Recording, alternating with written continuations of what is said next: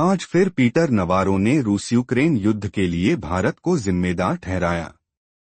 उन्होंने कहा कि रूस द्वारा यूक्रेन पर आक्रमण करने से पहले भारत अमेरिका से रूसी तेल नहीं खरीद रहा था।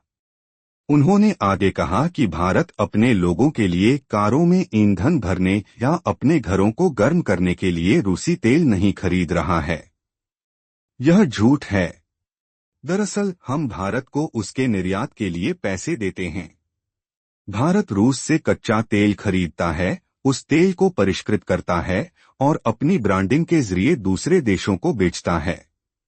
रूस उस पैसे का इस्तेमाल यूक्रेनी लोगों को मारने के लिए बम और ड्रोन बनाने में करता है। दूसरी ओर उनका कहना है कि रूसी तेल खरीदने से भारतीय ब्राह्मणों को फायदा हो रहा है। उन्होंने भारत चीन के बढ़ते संबंधों के बारे में भी कहा कि दुनिया के सबसे बड़े लोकतंत्र के नेता मोदी को दुनिया के दो सबसे बड़े तानाशाह पुतिन और जिनपिंग के साथ मिलते देखना शर्मनाक है।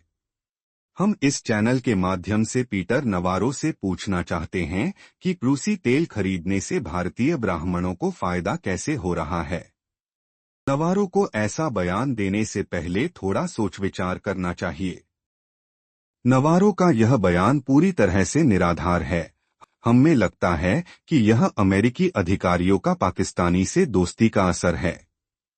हालांकि हम इसे भारत में फूट डालो और राज करो के नजरिए से देख रहे हैं। उन्होंने सोचा होगा कि अगर उन्होंने ऐसा बयान दिया तो भारतीय घरेलू लड़ाई शुरू कर देंगे, लेकिन नवारो को पता होना चाहिए कि यह ब्रिटिश कॉलोनियल युग नहीं है। लोग चीजों को बेहतर जानने के लिए बहुत अधिक शिक्षित हैं।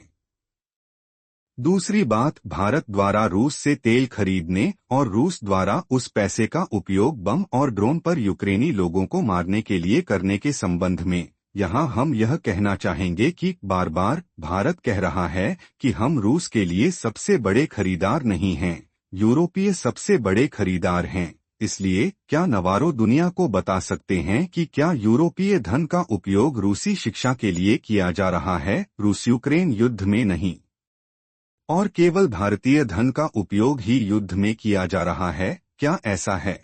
तीसरी बात, भारत चीन रूस संबंध। भारत ने कई देशों के साथ कई संबंध देखे हैं, जिनमें से अधिकांश हमेशा पीछे से छुरा घूमते हैं। हालांकि भारत और रूस की दोस्ती विश्वास योग्य है और इसे रूस ने कई बार साबित किया है। चीन के संबंध में हम जानते हैं कि हम चीन पर भरोसा नहीं कर सकते, लेकिन फिर भी भारत की नीति यही है कि अगर कोई दोस्ती के लिए हाथ बढ़ाता है तो हमें कोई आपत्ति नहीं है। अमेरिका ब्रिक्स संगठन को कमजोर करना चाहता है क्योंकि अकेले ब्रिक्स की जीडीपी 6,970 लाख करोड़ है, यानी 82 ट्रिलियन डॉलर, जो दुनिया की जीडीपी का 41% है। G7 की जीडीपी 5,100 लाख करोड़ है, जो दुनिया की जीडीपी का 30% है, और यूरोपीय संघ की जीडीपी 2,720 लाख करोड़ है, जो दुनिया की जीडीपी का 16% है। G7 और यूरोपीय संघ की तुलना में ब्रिक्स संगठन नया है, लेकिन फिर भी ब्रिक्स के देश तेजी से बढ़ रहे हैं। इसलिए अमेरिका के लिए असली डर ब्रिक्स ही है।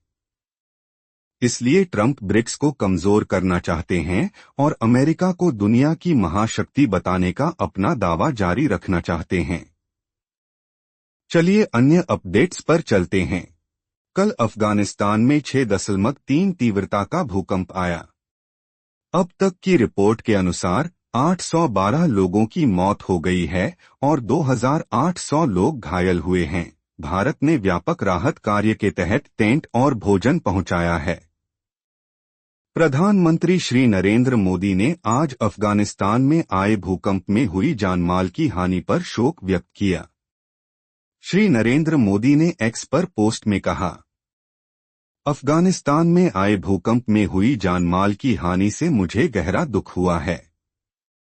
इस कठिन घड़ी में हमारी संवेदनाएं और प्रार्थनाएं शोक संतप्त परिवारों के साथ हैं और हम घायलों के शीघ्र स्वस्थ होने की कामना करते हैं। भारत प्रभावित लोगों को हर संभव मानवीय सहायता और राहत प्रदान करने के लिए तत्पर है।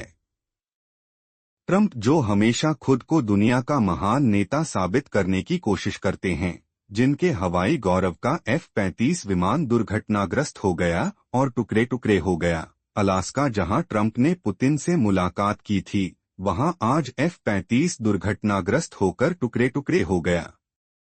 Thank you for watching my global post. Please subscribe and hit the like button.